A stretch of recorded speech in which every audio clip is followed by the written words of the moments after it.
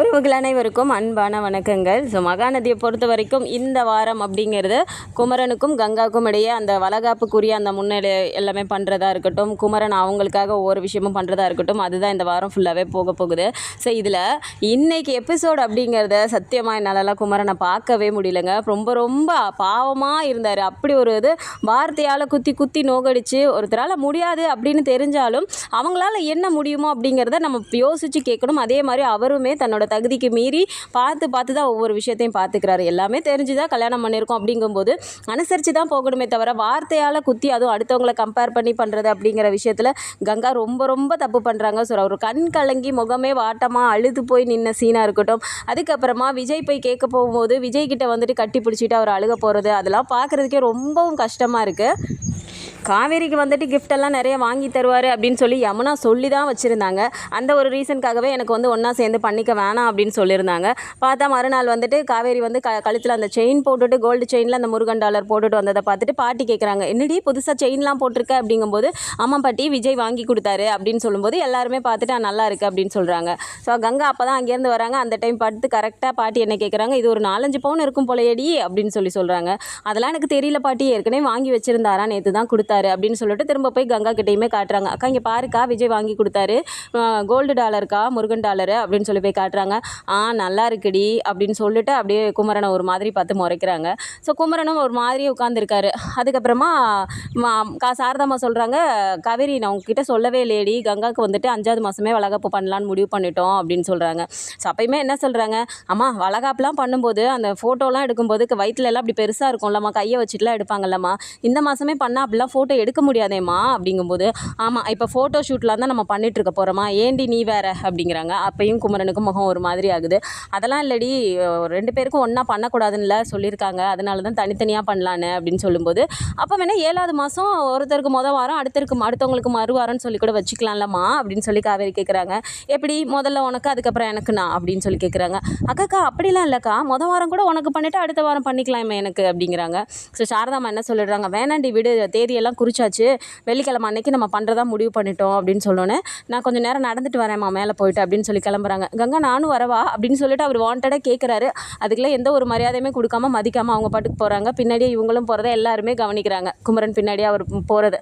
So இதுக்கப்புறமா சொல்கிறாங்க, இல்லடி அவள் பிடிவாதமாக இருக்கா, 5வது மாதமே வைக்கணும்னு, அதனால தாண்டி அப்படின்னு சொல்லும்போது, அக்கா ரொம்ப மாறிட்டாலம்மா அப்படின்னு சொல்கிறாங்க. அவள் எப்போயுமே அப்படி தானே, விடுடி அப்படின்னு சொல்லிடுறாங்க. ஸோ இவங்களுக்கு இந்த மாதிரி போயிட்டுருக்கும்போது அடுத்த ட்ராக் பார்த்தோன்னா நம்ம விஜயோட அந்த எக்ஸ்பெக்டேஷனே வேறு மாதிரி இருக்கும் இல்லையா, காவேரியை எப்படி பார்த்துக்கணும் என்ன பண்ணணும் அப்படிங்கிறத. ஸோ காவேரிக்கிட்டேயே கேட்குறாரு, என்ன காவேரி உனக்கு எப்படி பண்ணிக்கணும்னு வளகாப்பு ஆசையாக இருக்குது நீ சொல்லு அப்படின்னு சொல்லும்போது, வளகாப்பு தானேங்க, வளையல் போடுவாங்க, அப்புறம் சாப்பாடெலாம் நிறைய செய்வாங்க, அவ்வளோதானே அப்படிங்கிறாங்க.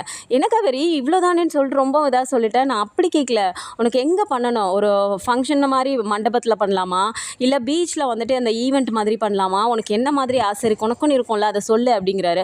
அதெல்லாம் ஒன்றும் இல்லைங்க, வீட்டில் பண்ணால் போதும், நீங்கள் எல்லாருமே என் கூட இருந்தால் போதும், வேணும்னா ஒரு 10 சொந்தக்காரங்களுக்கு சொல்லிவிட்டு நம்ம அப்படி சிம்பிளாக பண்ணாலே போதுங்க அப்படின்னு சொல்கிறாங்க. இவ்வளோதானா, என்கிட்ட காசு இல்லைன்னு சொல்லிட்டு நீ யோசிச்சுட்டு இருக்கியா, அதில் பற்றிலாம் நீ யோசிக்காத, உனக்கு என்ன மாதிரி ஆசை இருக்குமோ சொல்லு, நான் பண்ணுறேன், இது லைஃப்பில் ஒரு டைம் பண்ணுறது, நீ ஹாப்பியாக இருக்கணும், நான் பண்ணுறேன், நீ சொல்லு அப்படின்னு சொல்கிறாரு. அதெல்லாம் ஒன்றும் இல்லைங்க, எனக்கு அப்படிலாம் ஒன்றும் பெருசாக அதிலெல்லாம் ஆர்வம் இல்லை அப்படின்னு சொல்லிட்டு அவங்க சொல்லிடுறாங்க. ஸோ இந்த இடத்துல 2 வித்தியாசங்கள் காட்டியிருக்காரு டேரக்டர். ஒன்று வந்துட்டு விஜய் அப்படி இருந்துட்டு இந்த லைஃப் எனக்கு பிடிச்சிருக்கு, இதில் தான் அந்த சின்ன சின்ன சந்தோஷங்கள் இருக்குது அப்படிங்கிற மாதிரி ஒரு சீனும் வருது. அதாவது ஜூஸ் கொடுக்கும்போது ஸோ இந்த சிம்பிளாக இருக்கதும் வந்துட்டு நல்லதாக இருக்குல்ல காவேரி, இங்கே வந்து தான் நான் அதெல்லாம் ஃபீல் பண்ணவே ஆரம்பித்தேன், இந்த எவர் சில்வர் டம்ளரில் தான் நம்ம வந்து ஜூஸ் குடிக்கிறோம், ஸோ இது வந்து நமக்காகன்னு பார்த்து கொடுத்த அந்த பாசம் இதில் கலந்துருக்கு. ஆனால் அதே வீட்டில் அப்படிங்கும்போது அந்த கிளாஸ் தான் ரொம்ப எக்ஸ்பென்சிவாக இருக்கும், ஆனால் வீட்டில் வேலை செய்கிறவங்க யாராவது போட்டு வந்து கொடுப்பாங்க, அதுலேயும் பாதி குடிச்சிட்டு பாதி வச்சுட்டு ஒரு ஹோட்டல் ஃபீலே இருக்கும். ஒவ்வொரு விஷயமே நான் இங்கே வந்து தான் புரிஞ்சுக்கிட்டேன் காவேரி அப்படின்னு சொல்லிட்டு இவர் அங்கேயும் இங்கேயும் ஒரு டிஃப்ரென்ஷியேஷன் காட்டி அவர் சொல்லிட்டு இருக்காரு.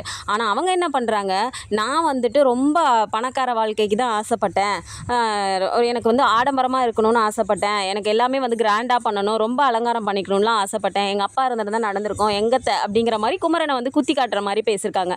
ஸோ அதுக்கப்புறமா என்ன சொல்கிறாங்க, நீ சொல்லுங்கங்க உனக்கு என்ன வேணுமோ நான் வாங்கி தரேன் சொல்லு அப்படின்னு சொல்லி கேட்கும்போது, ஒட்டியான வேணும் வாங்கி தருவீங்களா அப்படின்னு சொல்லி கேட்குறாங்க. அந்த விஷயம் அவரால் முடியாதுன்னு இருக்குன்னு தெரியும்ல, அவரை கஷ்டப்படுத்துகிற மாதிரி அப்படி ஒரு வார்த்தையை சொல்லியிருக்கவே வேண்டாம். இருந்தாலும் அவர் சொல்கிறாரு, இல்லை கங்கா ஒட்டியானம்லாம் எப்படி, வேறு ஏதாவது சொல்லேன் அப்படின்னு சொல்லி கேட்குறாரு. ஏங்க உங்களால் ஒரு வெள்ளி கொலுசு கூட எனக்கு வாங்கி கொடுக்க முடியாதுன்னு எனக்கு தெரியுங்க, விடுங்க ஏன் அப்படிங்கிறாங்க. ஏங்கங்கா நீ என்னை இவ்வளோ மட்டமாக நினைக்கிற, ஒரு கேவலமாக நீ என்ன நினைக்கிறீல அப்படின்னு வாயை விட்டே கேட்டார் இந்த வாட்டி. ஏங்க அப்படிலாம் நான் கேட்கல, நம்ம சூழ்நிலை என்னங்கிறது எனக்கும் தெரியும்ல, அதை தான் சொன்னேன். அப்போ சூழ்நிலை இல்லைன்னு தெரியுங்கும் போது அந்த வார்த்தையை சொல்லியிருக்கவே வேணாம். அங்கே குமரன் வந்துட்டு ரொம்பவும் கண் கலங்கி நின்ன ஒரு விஷயம் அப்படிங்கிறது ரொம்பவும் பார்க்கவே முடியல.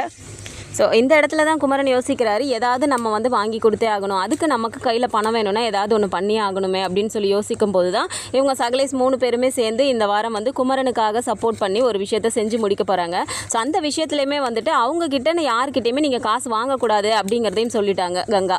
யார்கிட்டையும் வாங்காமல் உங்களால் முடிஞ்சால் பண்ணுங்கள், இல்லைன்னா எனக்கு எதுவுமே பண்ண தேவையில்ல அப்படின்னு சொல்லிட்டாங்க. அதனால் பட் தானே பண்ணணும் அப்படின்னு சொல்லி முடிவெடுக்கிறாரு. இருந்தாலும் இவங்க 2 பேருமே விடாமல், நாங்கள் உங்களுக்கு ஹெல்ப் பண்ணுறோம், உங்களுக்கு என்ன வேணுமோ சொல்லுங்கள், நான் வந்து பண்ணி விட்றேன், நான் பணம் போட்டு விட்றேன்னு சொல்லி நிவனும் சொல்கிறாரு. விஜய் வந்துட்டு உங்களுக்கு எதாவது ஹெல்ப் வேணுமா சொல்லுங்கள் பிரதர் அப்படின்னு சொல்லி கேட்குறாரு. அப்போ போய் விஜயை கட்டி பிடிச்சிட்டு அவர் அழுகிறாரு. ஸோ எனக்கு வந்துட்டு என்ன சொல்கிறதுனே தெரியல பிரதர், நான் செய்யணும்னு ஆசை தான், ஆனால் என்னோட சுய சம்பாத்தியத்தில் நான் செய்யணும்னு ஆசைப்பட்றேன் அப்படின்னு சொல்லி சொல்கிறாரு. சரி விடுங்க, நீங்கள் பணம் நாங்கள் கொடுக்குறத வேண்டான்னு சொல்லிடுறீங்க, பட் உங்கள் கூடவே இருந்து நாங்கள் ஹெல்ப் பண்ணுறோம் அப்படின்னு சொல்லிட்டு ஹெல்ப் பண்ணுறாங்க. ஸோ என்ன மாதிரியான ஹெல்ப் அப்படின்னா, ஏற்கனவே ப்ரோமோலே பார்த்துருப்பீங்க, அவங்க அதாவது 50 ஜூனியர் ஆர்டிஸ்ட்டுக்கு வந்துட்டு அவர் வந்துட்டு ட்ரெஸ் எல்லாமே தைச்சு கொடுக்கணும் அப்படிங்கிற ஒரு இதில் தான் போகுது. ஸோ அதுக்கு இவங்க 2 பேருமே சேர்ந்து சப்போர்ட் பண்ணி இன்னும் 2 பேரை வேலைக்கு வச்சு ஸோ கடகடன்னு அவர் செஞ்சு முடிச்சு அதில் வர ஏர்னிங்ஸில் தான் வந்துட்டு கங்காவுக்கு வந்து ஒரு விஷயம் வாங்கி கொடுக்க போகிறாரு. ஸோ இந்த விஷயம் எல்லாமே வந்துட்டு இப்போ வளகாப்பு விஷயம் அப்படிங்கிறனால ஊரில் வந்து குமரனோட அம்மாவுக்கு சொல்லிட்டு அவங்களோட தங்கச்சியும் கூடவே சேர்ந்து வராங்க. ஸோ ரொம்ப நாளுக்கு அப்புறம் அவங்களோட ரீஎன்ட்ரியும் இருக்க போகுது. சும்மாவே சொல்ல வேணாம், அப்போவே வந்துட்டு அண்ணன் வந்து உனக்கு இதெல்லாம் செஞ்சுச்சா, இவன் இப்போ மட்டும் இவளுக்கு இதெல்லாம் செய்து பாரு அப்படின்னு அப்போவே ஒவ்வொன்றா சொல்லி கொடுத்துட்ருப்பாங்க. ஸோ இப்போ வந்து கங்காவுக்கு ஒரு நகன்னு வாங்கி கொடுக்குறாங்க அப்படின்னா அதுலேயும் ஒரு ட்விஸ்ட் வச்சு அவங்க ஒரு பேச்சு பேசுவாங்க. அதையும் தாண்டி இதை வாங்கணும் அப்படின்னா ஒரு ராப்பகலாக வந்துட்டு தூங்காமல் கூட உனக்காக இப்படி பண்ணுறானே, அப்போ இந்த அளவுக்கு நீ அவனை கஷ்டப்படுத்திட்டு இருக்கியா அப்படிங்கிற மாதிரி ஒரு ட்விஸ்ட்டும் இருக்க தான் போகுது. கங்கா பொறுத்த வரைக்கும் அவங்க இடத்துல இருந்து யோசித்தோம் அப்படின்னா இது வந்து லைஃப்பில் ஒரு டைம் நடக்கிற விஷயம் தான். ஸோ லைஃப்பில் வந்துட்டு நம்ம என்னென்னமோ யோசிச்சிருந்தோம் அப்படின்னாலுமே ஏதாவது ஒரு விஷயமாவது அவங்களுக்கு பிடிச்ச மாதிரி நடக்கணும் அப்படிங்கிறது எல்லா பொண்ணுக்குமே இருக்கக்கூடிய ஒரு ஆசை தான். ஆனால் அதுக்காக குமரனை இந்த அளவுக்கு கஷ்டப்படுத்தி அவரை வார்த்தையால் நோகடிச்சு இப்படிலாம் பண்ணணுமா அப்படிங்கிறது தான் எனக்கு கொஞ்சம் ஒரு மாதிரி வருத்தமாகவே இருந்தது. அவர் கஷ்டப்படுற அந்த சீன் எல்லாம் பார்த்தீங்கன்னா உங்களுக்கே கண்டிப்பாக புரியும்.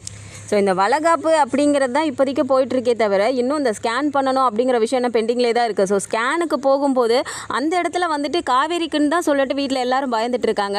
கங்கா மட்டும்தான் தனக்கு இருக்குமோ அந்த மாதிரி இருக்குமோன்னு சொல்லிட்டு அவங்க ஒரு சைடு இருக்காங்க. பட் அங்கே போயிட்டு பார்த்துட்டு காவேரி குழந்தை நல்லா இருக்குது, கங்கா குழந்தைக்கு தான் இந்த மாதிரி இருக்குது அப்படின்னா கண்டிப்பாக வந்துட்டு குமரன் அந்த இடத்துல எந்த அளவுக்கு அவங்களால பேச முடியுமோ அந்த அளவுக்கு பேசி வார்த்தையாலேயே நோகடிப்பாங்க.